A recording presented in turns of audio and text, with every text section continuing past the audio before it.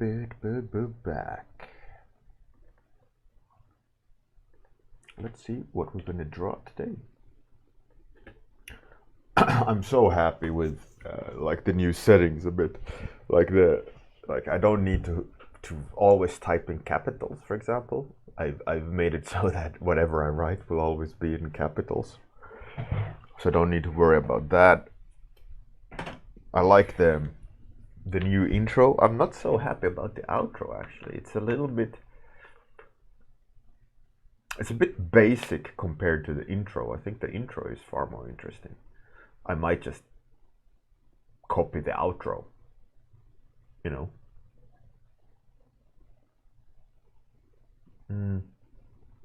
Or try something different. Not sure.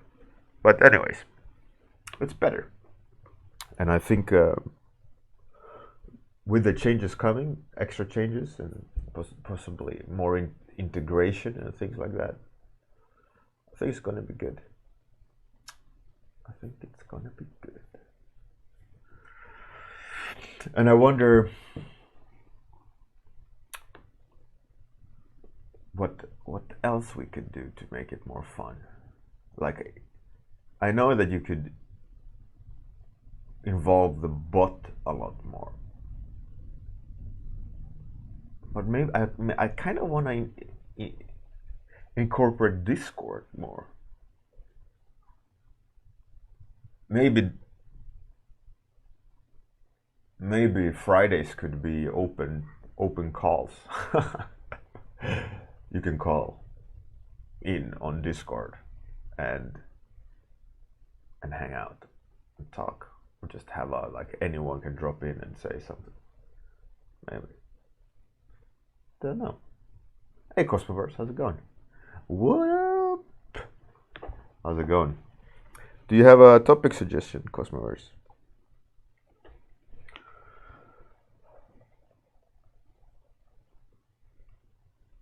Hey Sayart, how's it going? Sayart, are you still a security guard?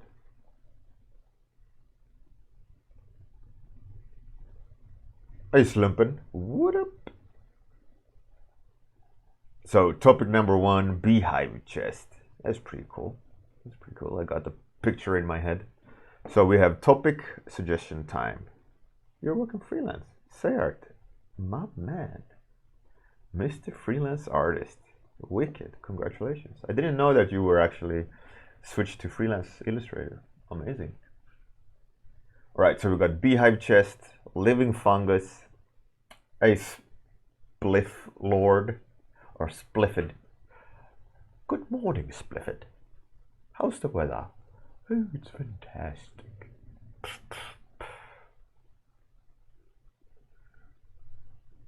Zealin, how's it going? We got 2 topic suggestions so far, which is number 1, beehive chest. Second one is living fungus. That's hot. Any more suggestions, or we will split the dice into.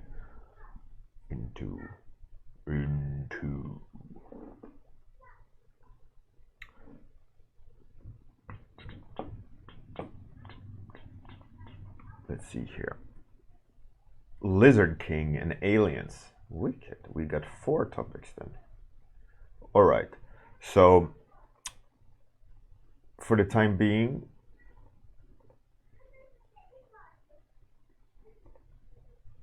there we go. Shattered mind. All right, cool.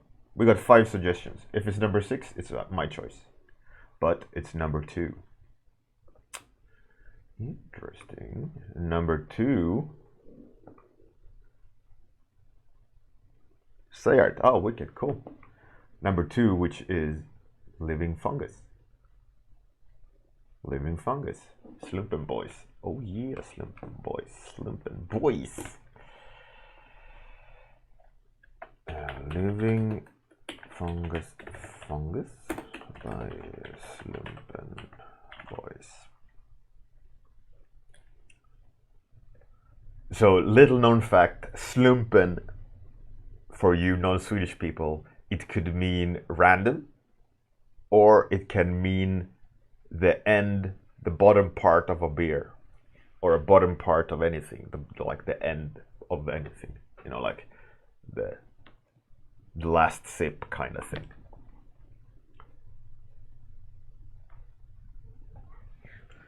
So I guess Slumpen Boys is the last beer, the bottom of the beer boys. Okay, living fungus.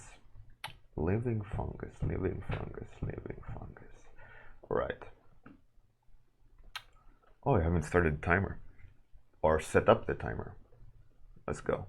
So, you hate the last part of the beer. Yeah, it's nasty. Stale.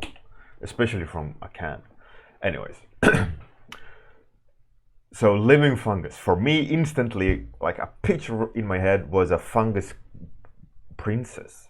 Like a queen. But I don't have a picture, but I have the picture of a queen in my head, and then just kind of my brain wanted to just add fungus to it without any rhyme or reason, just the word fungus on top, which isn't a good start. So I need to think about, okay, what kind of princess, or what does she look like?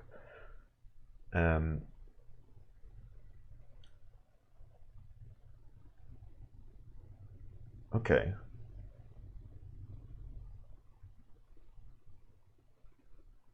Okay. Okay, I have a picture. Hey, Captain Bolus, how's it going? Ow! The one-man wolf pack. All right, so I'm gonna do some weird experimentations, I think. So what I saw in my head, like living fungus, the queen, right, like a princess. Like I initially wanted a princess. My head said, yeah, living fungus is a princess. So you're gonna hear my daughter in the background, by the way. So I didn't really know how to make it work, but I wanted a princess in there. So what I'm gonna do is what I kind of landed on is that she has fungus, like spores, that kind of covers her face a bit, so she's mysterious, and she's like a biological queen, as in she doesn't wear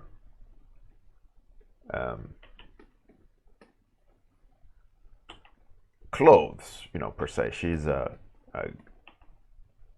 part of nature. I mean, obviously, living fungus means, you know. But yeah, that's the picture in my head I had.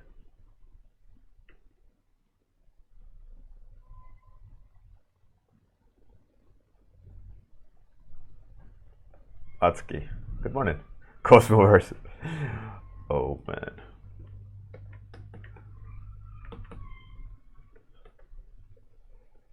What a joke. What a joke.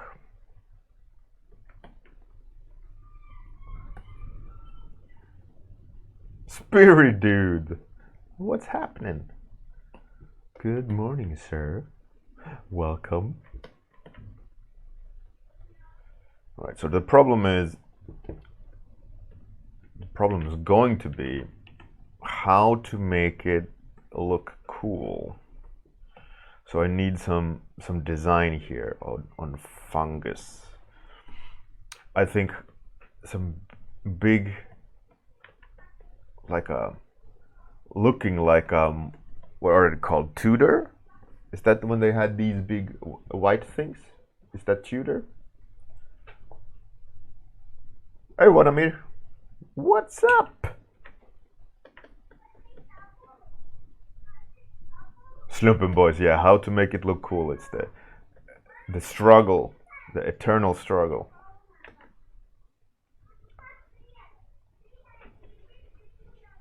Tudor? Tudor.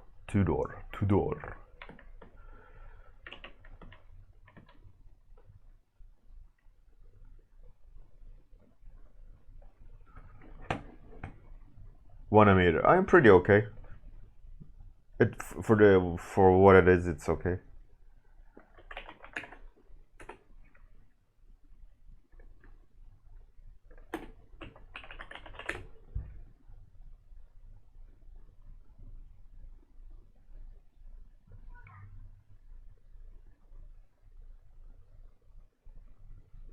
Kind of what I had in mind in terms of tutor, but not really exactly the thing I had envisioned, but it's okay.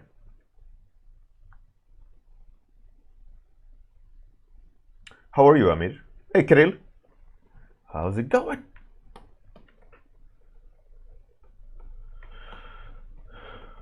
You see a very buff guy with a yellow full beard? Oh. Larib, what up?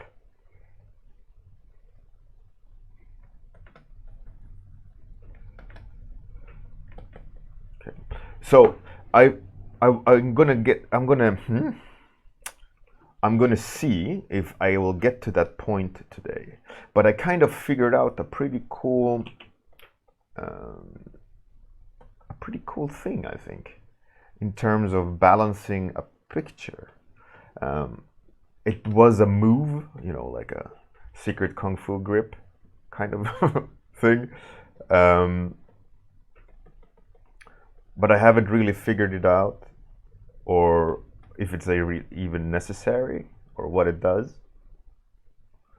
But I will try to show it towards the end when I have some more values placed.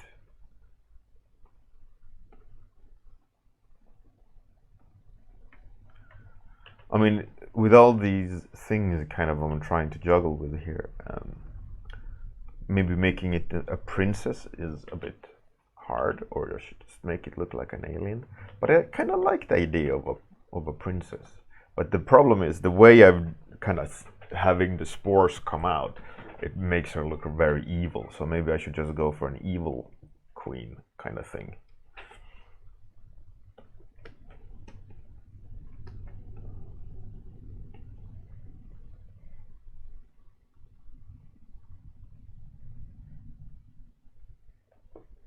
The beard that conjuncts with a black hair, with a back hair. Is that is that what you're seeing? I feel like the shapes aren't working. They are kind of fighting against each other. So I need to kind of solidify and rationalize what the hell's happening here.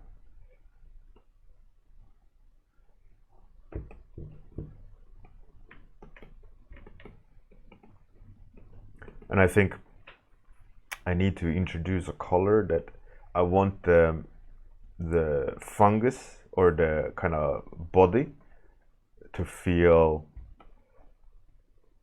like it's alive, you know, rather than kind of just solid. So my idea or my plan is that I hopefully will be able to kind of introduce some textures and kind of work the shapes a bit.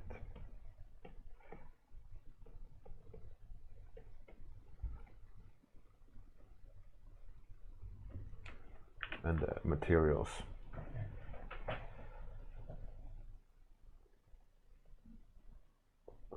Hey, Acrocube. I don't know. Acrocube, you seem new, so the stream is a half an hour stream where I draw a random topic that you, the chat, suggests. And today, Slumpen Boys gave me the topic living fungus. So I got a picture of a queen of sorts,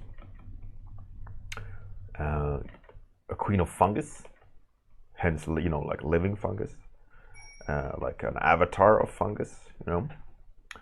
And currently what I'm trying to do, we are just 10 minutes in the drawing, is I'm trying to establish the forms, but the idea is that the queen is having like a collar where the fungus is coming from, the spores of the fungus is coming from, and herself is kind of cast in a veil of fungus, you know, so that her head is kind of cloaked in spores.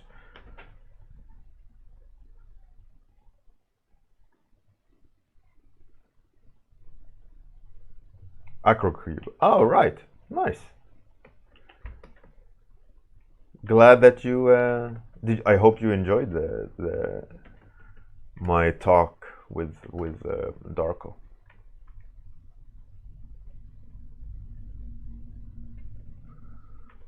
Acrocube. Oh, thank you. Thank you. It's I like the idea of this stream, Acrocube, where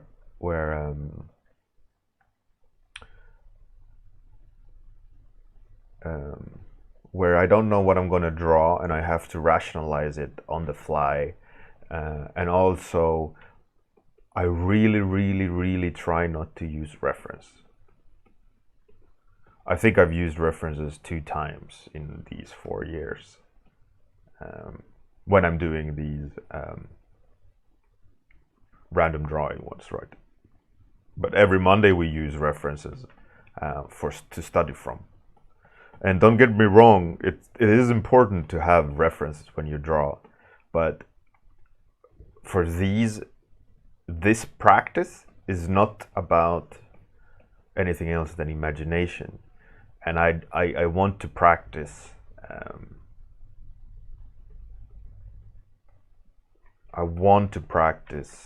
using my imagination and what's in there, and then on Mondays study the things that's not in there so I can feel more information and I can use that information. Then I'm going to try to use that information again later on where I don't need to look at that information, so it becomes like when you try to learn something new, you analyze it and try to memorize it, and then you don't look at it again until at another point when you run the gauntlet with your current understanding, right? So that you try to implement it, understand it, and figuring out at what point can you use this new information, and then you go back to the well to get more information when you've kind of grasped it a little bit more, and then rinse, repeat, rinse, repeat, rinse, repeat.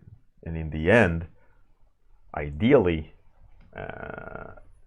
you don't need references for a lot of things. I mean, obviously, it's always good to have references, and professionally, you should always look up references to solidify all aspects of your design, so that you know that you're designing it to the best of your ability, and so on and so on. So, but these are not work. These are warm-ups. These are sketchbook randomness, you know. And then it's okay to not look. Because the purpose isn't to make something final. The purpose is to explore.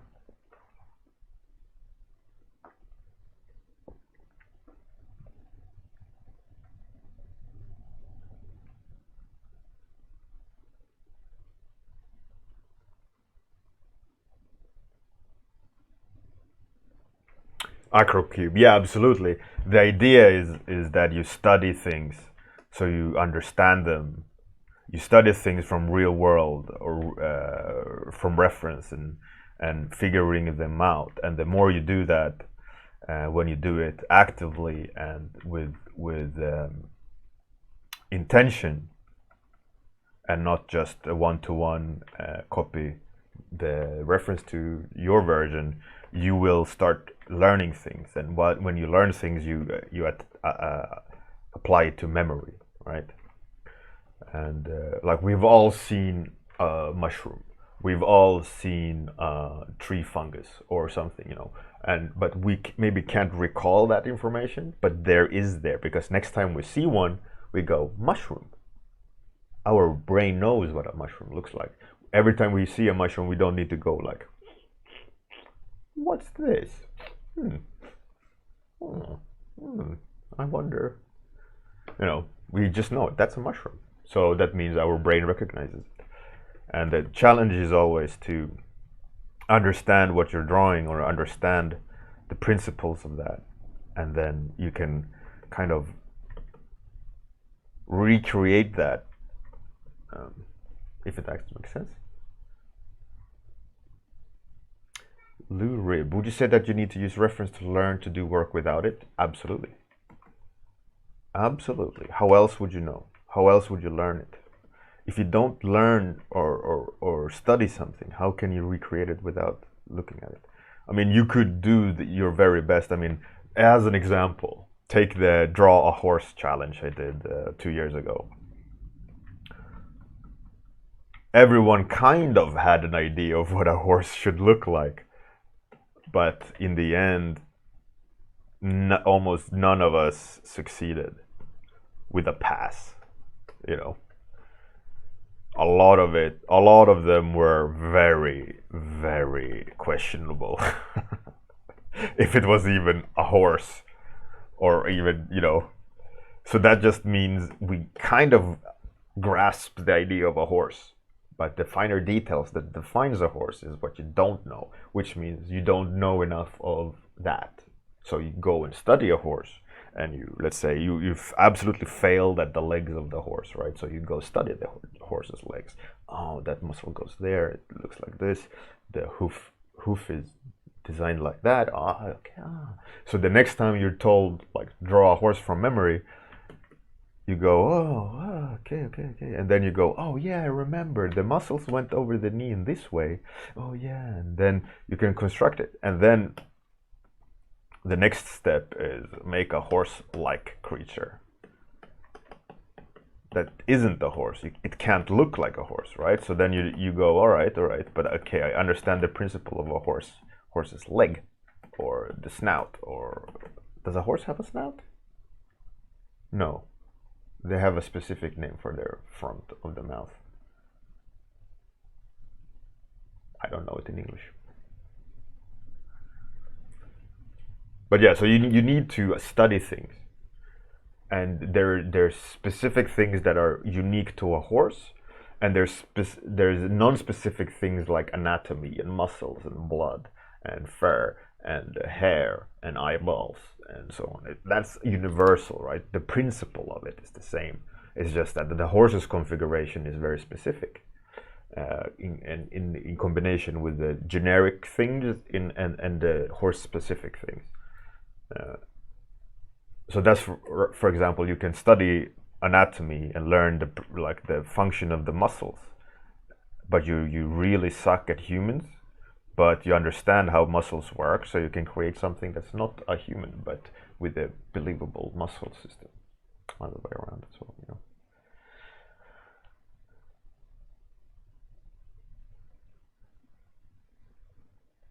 Art and Fear. I have no idea what that book is. I mean, horse PTSD syndrome. Yeah, it was a good one. I love. Oh man, I must say haven't laughed that much in a long time. Man, epic, epic. So funny. Some of the horses were hilarious.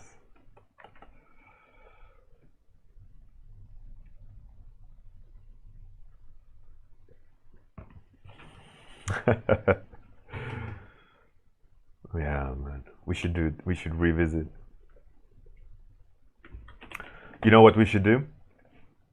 We should have on Study Monday. We should do horse anatomy, and then we do draw a horse from memory like a month later.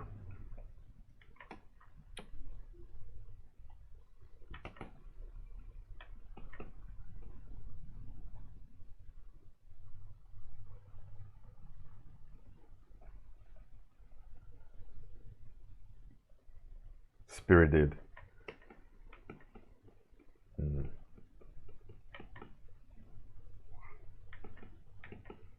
I remember Spirited when I was 12.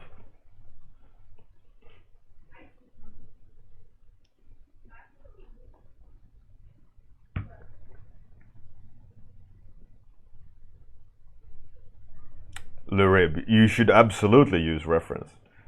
It's the only way to learn something new, and you shouldn't feel like you're cheating. But you can question when you're using references, though, and how you're using references. I mean, using references doesn't mean copy things from the original source. Using references means extrapolate the information that's in the reference and reapply it somewhere in a unique situation, right? So that you don't copy the reference. You just need to find the right reference to the right angle, and then you copy the reference into your painting, right? That's wrong.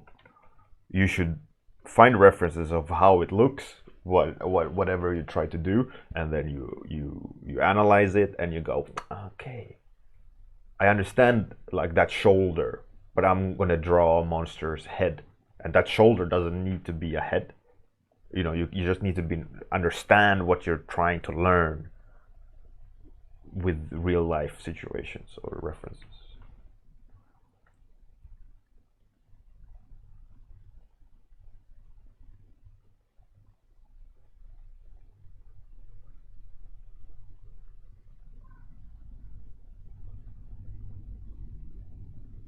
I had that problem, dude. I had nobody to tell me that using reference and copying other artists' work is the only way to really learn. Acrocube. I mean, you can't copy other people's art or references. That's backwards. You need to use references, like I said, use references as a form of inspiration or a form of understanding, but you should never copy them one to one. Like replicate. You need to use references to understand what it actually looks like, and then filter it through the need and purpose.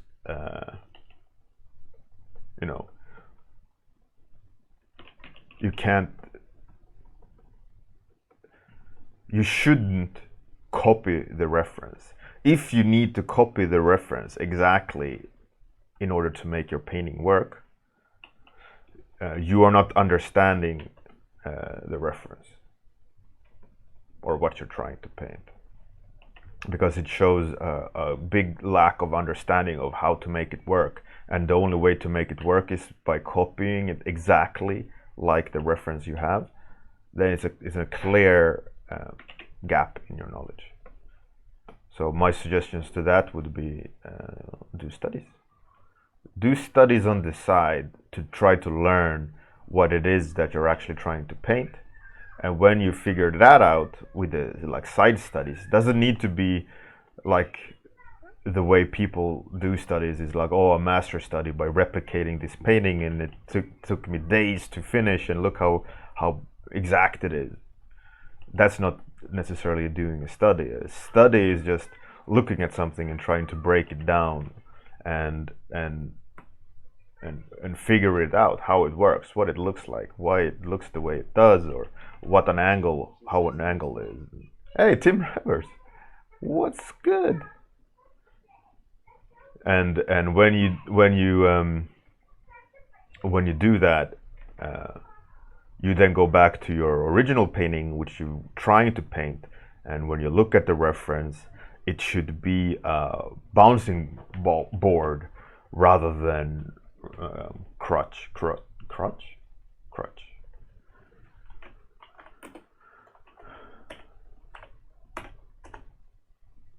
Oh yeah.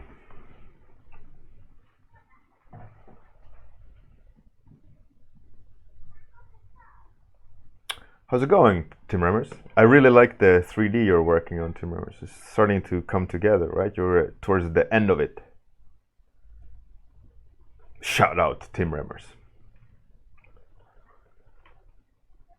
Yeah, like I said on Darko's podcast, in terms of references, what I used to do is used to have a lot of references in a big board, and I would zoom in so I would see 6 of them, and I would look at them and be inspired by them, and not copy them, but go like, oh, I really like the way that metal is, and I start designing something based on the principles of the shapes of that metal or the armor or whatever reference I had. and then maybe some belts in there, or an animal that I really like the look of the fur on, and I would do similar fur but on the color of it, whatever, you know. And then I would move the canvas, so I would get another section of different kinds of references, and I would design something based on that, rather than go, oh, here's the exact photo I want to replicate, here's the exact pose, here's the exact angle on the shoulder or guard, and you know.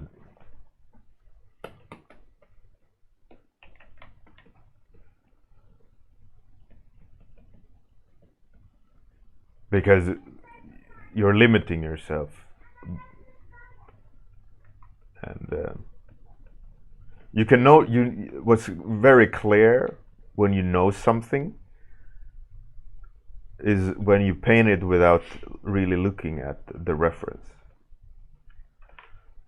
You know, like if something that you love to draw, let's say the human body, you don't really necessarily need to have references for everything, the exact pose or the exact proportions and so on. You know them, right? And then you go, oh, how's that hand? How does he hold something cool? And then you pose in front of the mirror, or you look at Google, or you know, you try to find a similar photo of the hand position. You go, oh yeah, that looks really angry. And then you draw that, the way you look at the hand, and maybe rotate it in your mind so it fits your drawing. Or you look at your own hand and you figure out, okay, the first two fingers should be higher up, all right? Then you draw them and you can sketch them out and you figure them out. So, and by doing that enough times, you'll learn how far the fingers can bend, you know, how wide they can spread and so on. So next time you draw something, you don't really need to figure that part out. You can figure out the pose just next. And then the next time is, or the next few times when you go back to it, then you go, okay, what is the actually best pose to put the hand in? And not so much how does the fingers bend, or how does, you know, how far do they spread?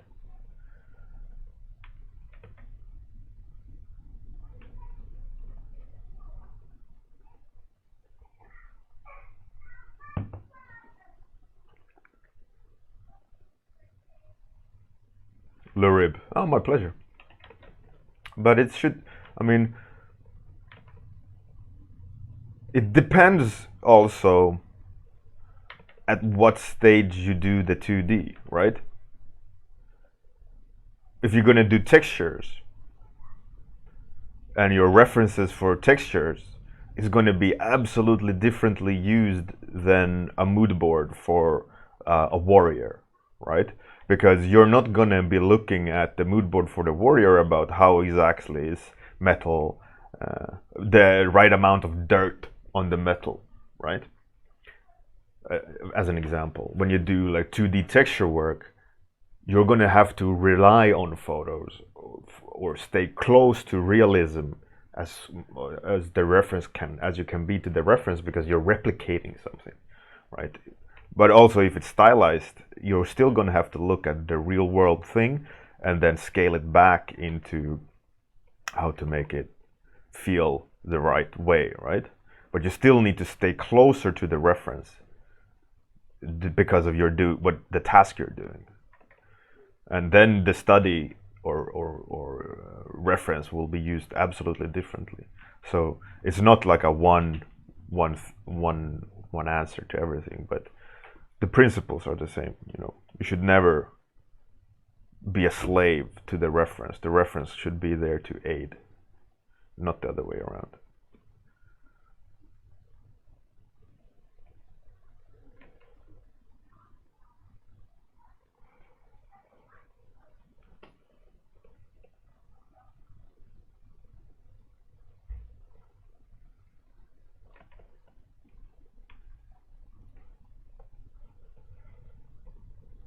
Okay, so I'm going to try the trick.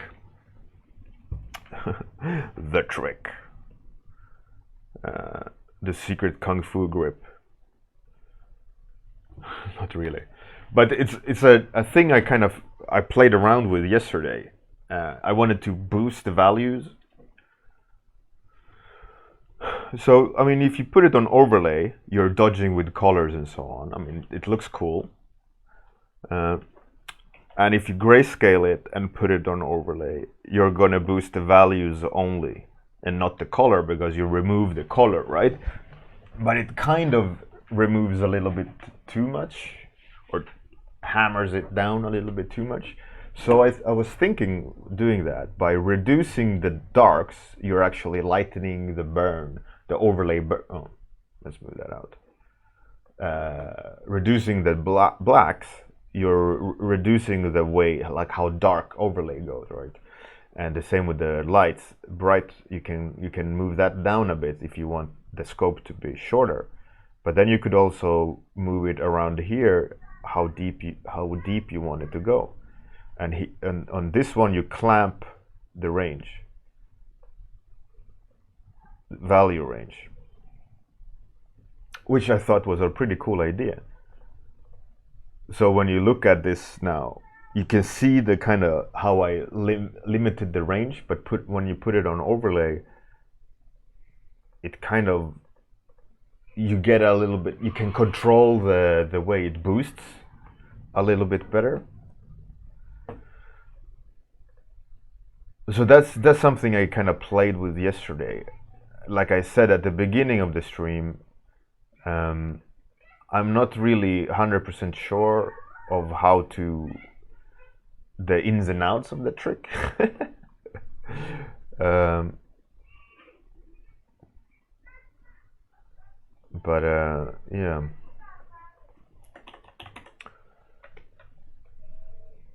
Time is up. But I will continue exploring that little kung fu grip move. I'm not sure yet really how to the best efficient way to implement it, but it has something cool happening there. I'm quite sure of it. Hey Payantonto, what up?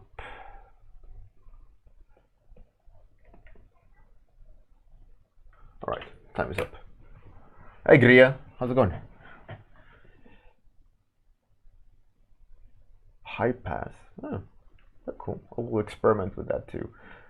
So, not really where I wanted to take the drawing. It ended up being something a little bit more scary.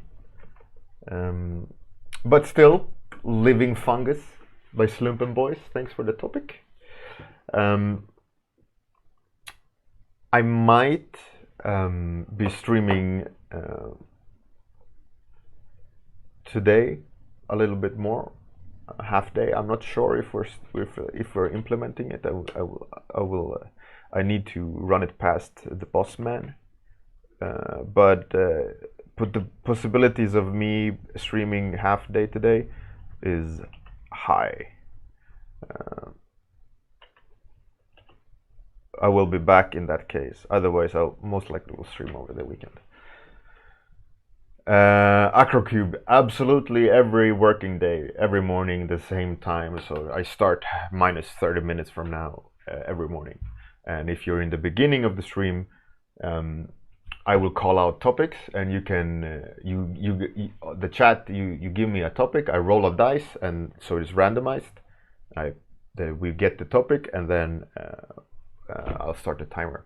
And every Monday we do Study Monday. That meaning we set a study each week that we try to learn and analyze, and I do the study every Monday live, and I kind of set a goal for what I want to figure out, and we do it together, and so on and so on. And there's a Discord, and let's find a suitable raid person. How about we raid a 3D artist? Nope. Didn't do anything interesting.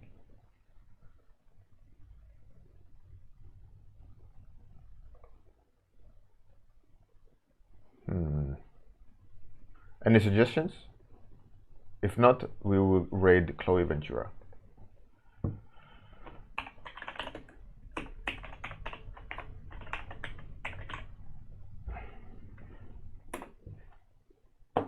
raiding Chloe Ventura. As per usual, I'm going to do the outro, and after the outro, take you to the raid, so don't go anywhere. Have a fantastic day. Good night. See you later today or Monday morning. Thanks for the raid, Tim Remmers. Shout out to Tim Remmers and Tim Remmers crew. the Remmerites. All right, outro time. Bye.